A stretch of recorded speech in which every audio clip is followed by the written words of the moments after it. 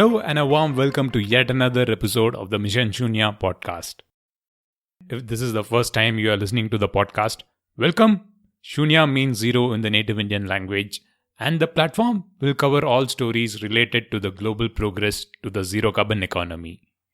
And if you are a regular listener, I want to thank you for helping spread the message and stories from the podcast channel to a wider audience. Together, we can keep moving forward to the global net zero targets. And forward we shall move in the post-COVID world, and back to discussing the big picture and the big stories on this transition to a net zero economy. On this episode, we will cover the story from down under. Before I get to that, just want to remind you that we will have one more interesting action item after the interview, so stick around till the end of the episode. So now on to this week's feature segment. Recently, ClimateWorks Australia published the Decarbonisation Futures study, a study that outlined the trajectory for Australia to get to net zero by 2050. ClimateWorks Australia's primary goal is to enable Australia reach its net zero emissions by 2050. The recent study undertaken by them was building on an earlier report evaluating the decarbonisation pathways for Australia. The study, as you would expect, was a comprehensive one, looking at various scenarios for Australia to reach its targets. And in fact, the study predicts that Australia could get there even before time. I got in touch with the team behind the report and we got talking about it. So, who's our guest for this episode? Hi, I'm Tom Yankos from ClimateWorks Australia. I'm a senior project manager here, and I've been working on over the last couple of years on the Decarbonisation Futures research that I'm about to tell you about. My work at ClimateWorks Australia covers off all sectors of the economy, in particular looking at how we're able to reach net zero emissions by 2050.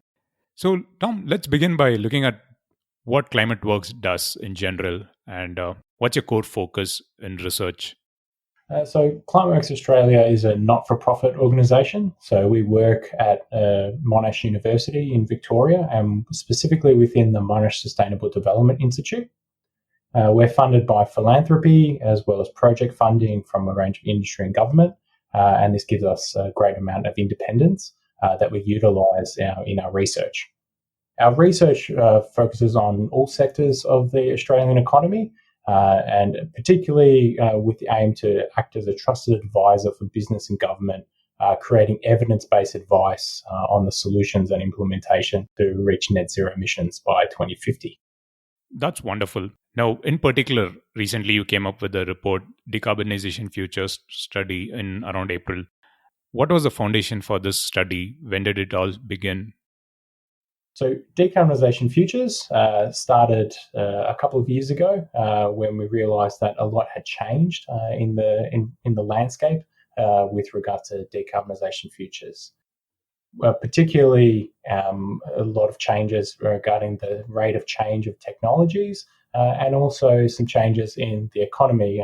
Different sectors had grown or changed, and we sought to both update the analysis for the time that had passed, but also to try and capture some of these newer aspects that weren't in that original report in 2014. That's good to know. So I can understand that the 2014 study was like a foundation for this study. And as you mentioned that there has been a lot of change, particularly from the technology front. But what are the other scenario plannings that you considered in the study in comparison to the 2014 one? So the biggest change between the 2014 DDPP and Decarbonisation Futures is that Decarbonisation Futures takes a scenario approach and investigates 3 different scenarios, whereas the 2014 report only focused on one. One way of thinking about this is that the 2014 report was around showing that it was technically possible to reach net zero emissions by 2050, whereas previous analyses at the time had only focused on different percentages of reduction, say 80% reduction or 90% reduction, whereas that sought zero by 2050. That since has become a lot more common amongst targets from different governments, both at the state level and other countries worldwide. And so Decarbonisation Futures is looking at different pathways to zero. So rather than trying to illustrate, is it possible, which we certainly wanted to show that it is still possible, but what are some factors that can influence how we can get there? and also, which is new for this analysis, how we could reach 1.5 degrees or a 1.5 degree compatible trajectory for Australia. You do mention about the 1.5 degree compatible trajectory, and that is what I think you call all-in approach. But you also have the other two scenarios also, the 2C deploy and the 2C innovate. At a broad level, what are these three scenarios? How different are these?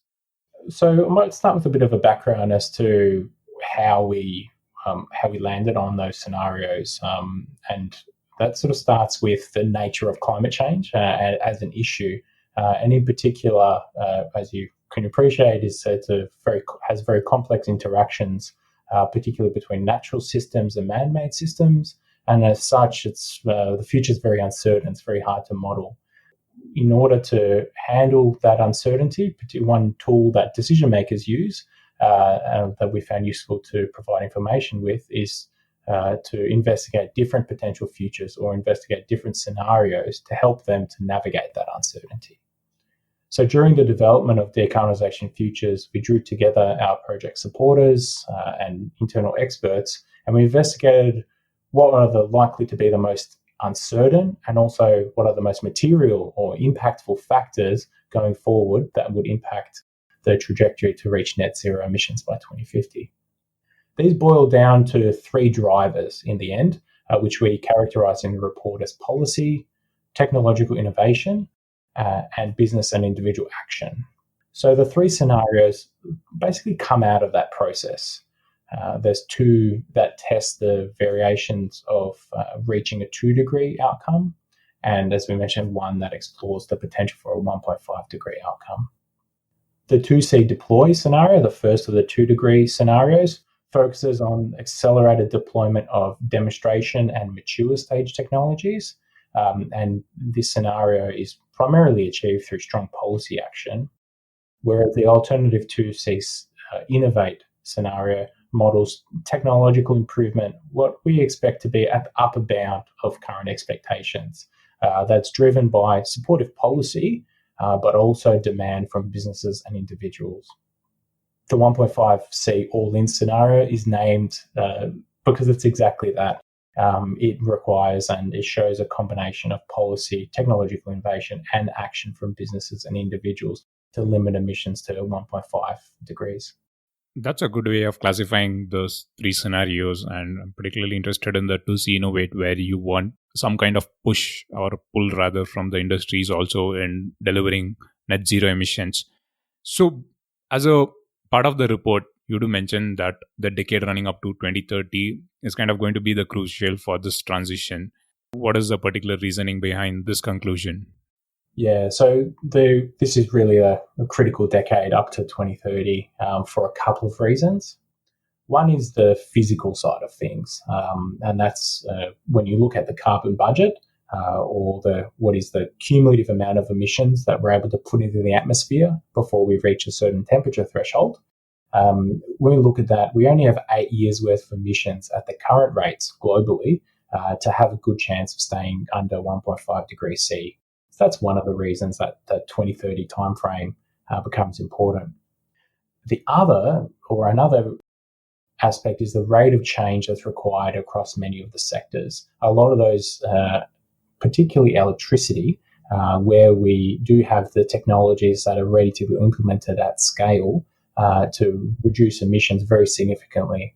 And one of the unique aspects of our modelling is that it takes a long-term approach. It basically solves for the entire time period between 2020 to 2050 and figures out across all the different sectors what is the lowest cost way of reaching those emissions. And given the ability and the availability of the technologies in the electricity system, that happens quite soon.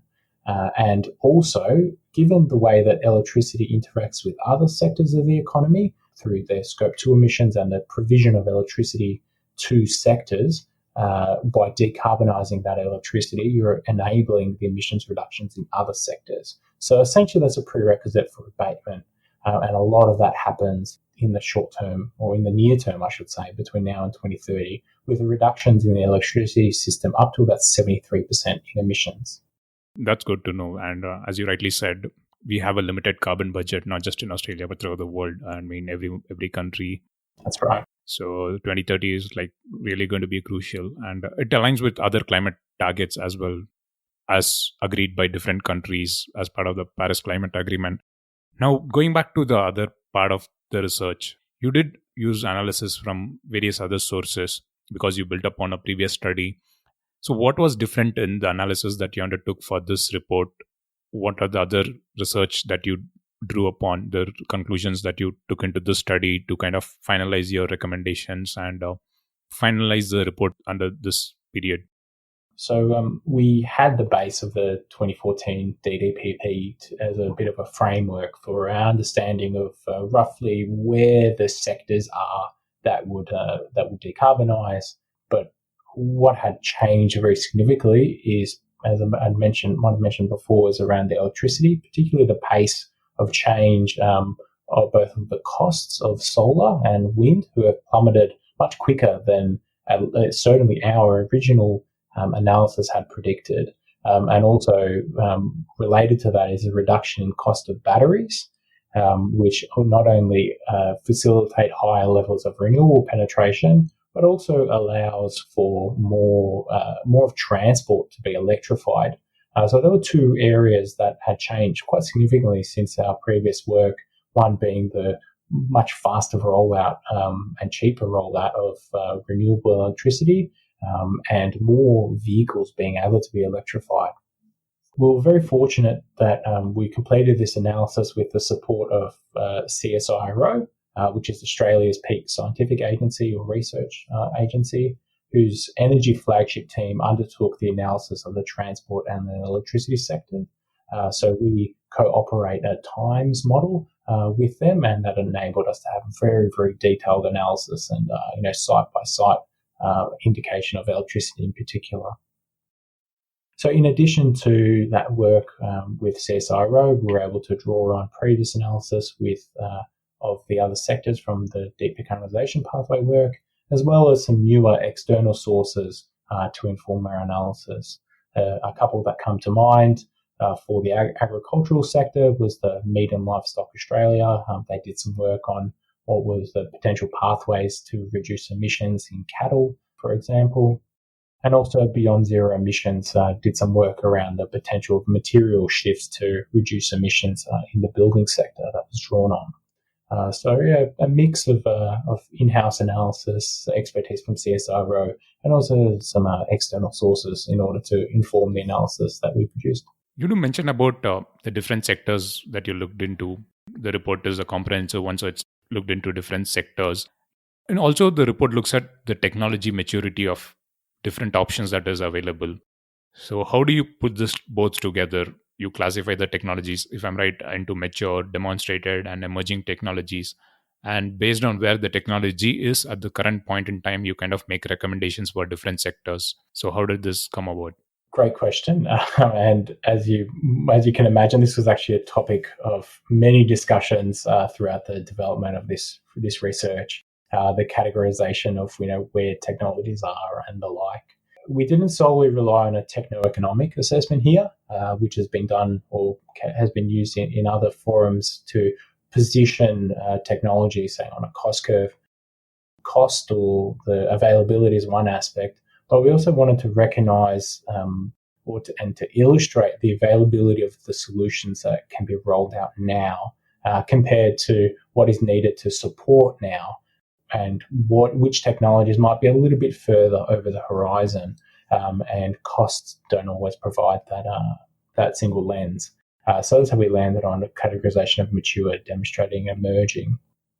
And ultimately, when you look at the flip side of that is around the recommendations of those different technologies, technology categorizations, where for mature solutions and demonstrated solutions, here the task is really to accelerate their deployment, because we know that there either already are the cost-effective solution or there's barriers that are understood to overcome in order to make them effective to be rolled out. Whereas technologies or solutions that are more emerging, the role right now is to invest in R&D in order to be ready or to reduce those technologies in cost for when we do need them over the horizon to reduce emissions. And these, whilst all sectors have different challenges and each sector has a unique role to play, there's a bit of a clustering of technologies and technology readiness across each of those sectors. So in electricity and buildings, we've found that zero emissions is doable with technologies that are already mature and demonstrated. In transport, we've got a bit of a mix between a maturity of for short-haul transport that can be readily electrified, which contrasts with long-haul, where zero emissions fuels are likely to be needed, and the supply chains for those, for example, would need some preparation. And it's a similar story in industry and agriculture. Whilst there are solutions and activities that we can do now to reduce emissions and improve efficiency, a lot of the really getting to zero technologies are still in development and still emerging and need a bit more support in order to reduce the emissions in those sectors. That's interesting. You do mention about transportation, so I'll have to ask you this question. What is the role of hydrogen in the study that you've undertaken, especially for the transportation sector? Yeah, we modelled hydrogen particularly in heavy vehicles. The cost efficiencies and the cost of battery vehicles in light vehicles, so light passenger and even to a certain extent light commercial vehicles, comes out on top. So we do see a very high proportion of battery electric for light vehicles, but we do see hydrogen play a role in the heavier vehicles, particularly freight transport. Australia is a wide ground land. We do rely on trucks to get a lot of things across our country. And at the moment, both the technological availability and the weight and balance type of approaches, hydrogen is looking like the technology that could provide us a solution with reducing emissions in those heavy transport situations. Fantastic. It's good to know about the significance of hydrogen in addition to battery technology, which you have obviously considered. Tom, now different sectors are in different levels of maturity or feasibility, if I could put it that way. I'm sure there are sectors that are likely to miss out on their targets to get to net zero by, say, 2050. What are those sectors in your study? So I might start by illustrating the change between what we saw in 2014 to this study, being about 5 years of difference. And that is that we weren't able to see nearly as much reduction in transport sector as we're able to now. A combination of battery performance, hydrogen vehicles, and also the prevalence of potential availability and cost of biofuels allows us to get down pretty low in terms of emissions in transport. And that's changed since 5 years ago. The reason I mention that is because although at the moment the sectors that we see don't get to zero are particularly in parts of industry and also agriculture. However, if we do this analysis again in 5 years, which I hope we do and update it, we would expect that to change.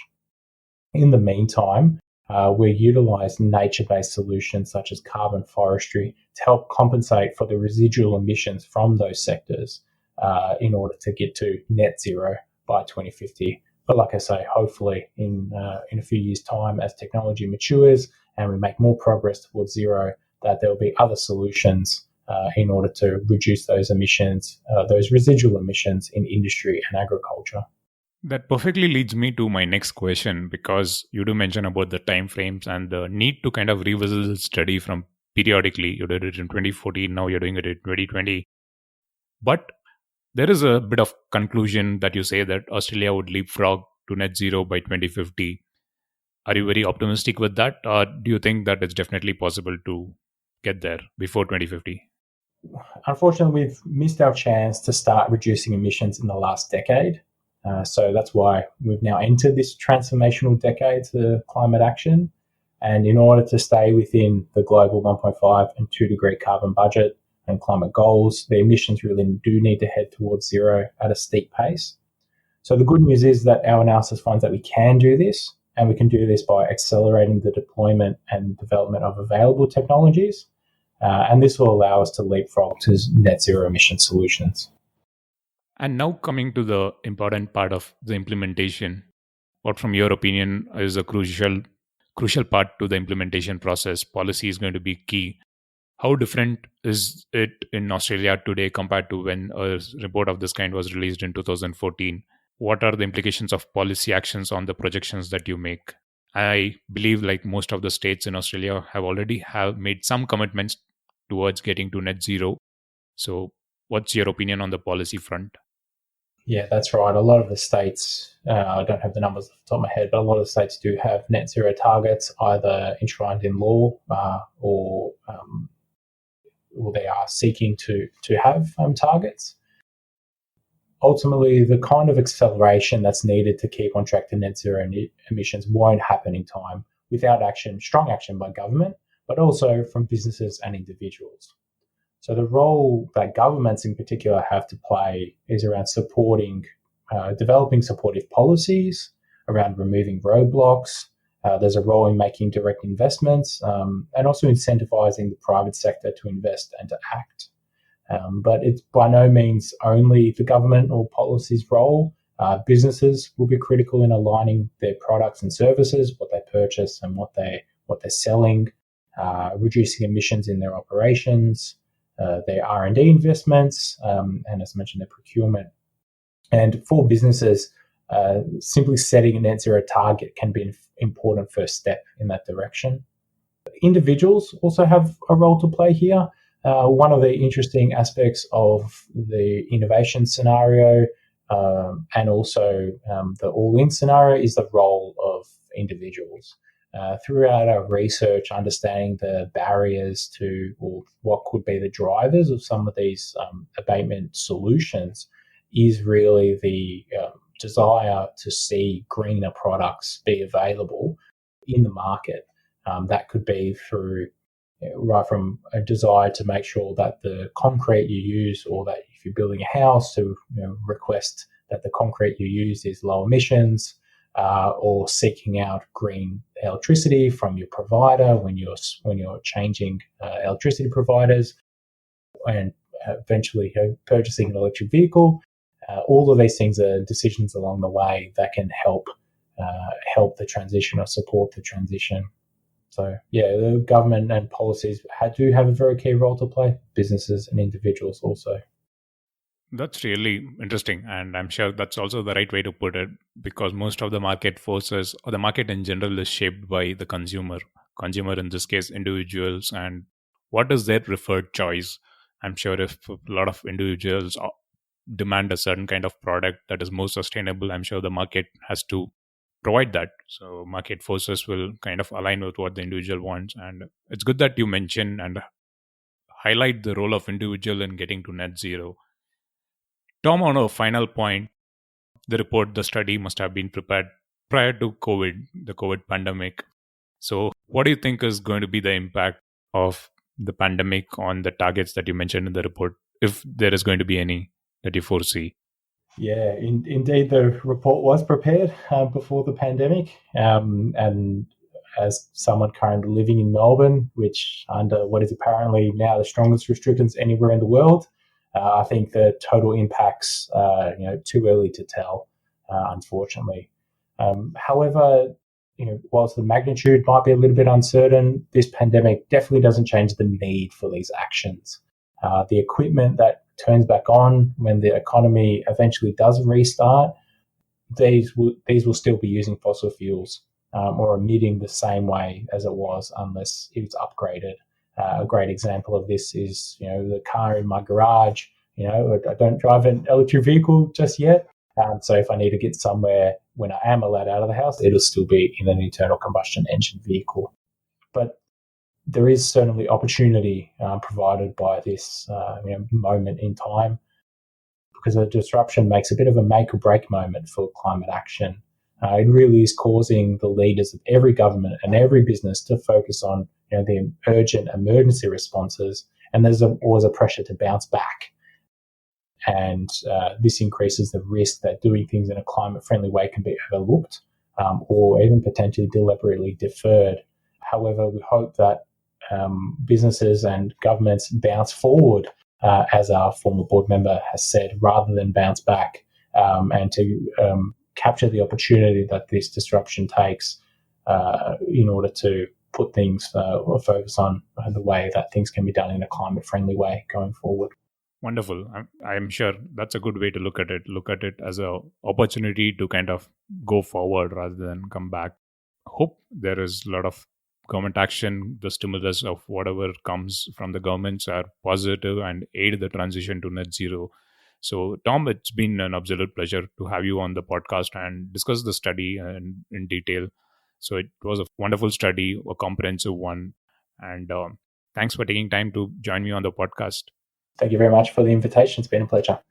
So that was our guest from ClimateWorks, and I hope you found the conversation insightful. As you heard earlier in the chat, the three scenarios look at a range of options, right from a conservative approach to an all-in approach that aims to limit the temperature rise to below 1.5 C. Among all the global net zero studies, including the UK's, in fact that was featured earlier on the podcast series, the crucial assumption is that we will have a significant penetration of renewable energy in the grid by 2030. And another crucial factor in the global race to net zero will be the electrification of transportation sector. And like everything else, the road to net zero can be reached only if there is an acceptance from the consumers and a favorable environment to support it. There is a need to have the policy push while at the same time individuals and businesses need to get their act together. And let's be optimistic that we have both of these happening at the same time as we move along. On that note, let's get to this week's action item towards Mission Shunya. I will stick with this week's theme of net zero at a country level. Well, the very first time I was moved by the idea of going 100% renewable energy was when I worked for the company with that mission statement. It also got me thinking about the possibility of having 100% of our energy needs supplied by clean energy sources. And the very first resource that I found was a book, Sustainable Energy Without the Hot Air, written by Professor David Mackay from the University of Cambridge. The one book changed the way people thought about the subject, and the impact of Professor Mackay's work was very significant. Many governments, including the UK, India, and a few other countries, have adopted his approach and devised tools to evaluate the feasibility of having sustainable energy in the grid mix. Professor Mackay was a strong proponent of this idea and wanted to get actual numbers do the talking. Unfortunately, he is no more, but his work definitely lives on. So feel free to get a copy of the book. It's available as a free copy online. And you can also check the net zero calculators built around the work developed by UK, India, and a few other countries. I'm sure you will enjoy playing around with the online calculator to check the multiple scenarios at a country level. I'll put the links to all the resources on the episode page. It will be on the Mission Shunya website, so do check it out and let me know your views. You can do that by sending me an email, missionshunya@gmail.com. And definitely Mission Shunya is always active on the social media channels, so feel free to tag Mission Shunya. The handle is @Mission Shunya across Facebook, Instagram, Twitter. And before we sign off, just wanted to thank my friend Michael Lee, who helped me in connecting with the people at ClimateWorks Australia, who published the report that was discussed on this show. And finally, hope you have subscribed to this show because I'll be back in 2 weeks' time with yet another podcast episode. And if you like the show, do give a rating, write a review, or share it with friends or colleagues. It takes only about 30 seconds to share the episode link to 3 people in your network. So please consider doing that. So signing off, this is Girish Shivakumar, and as always, thank you for listening.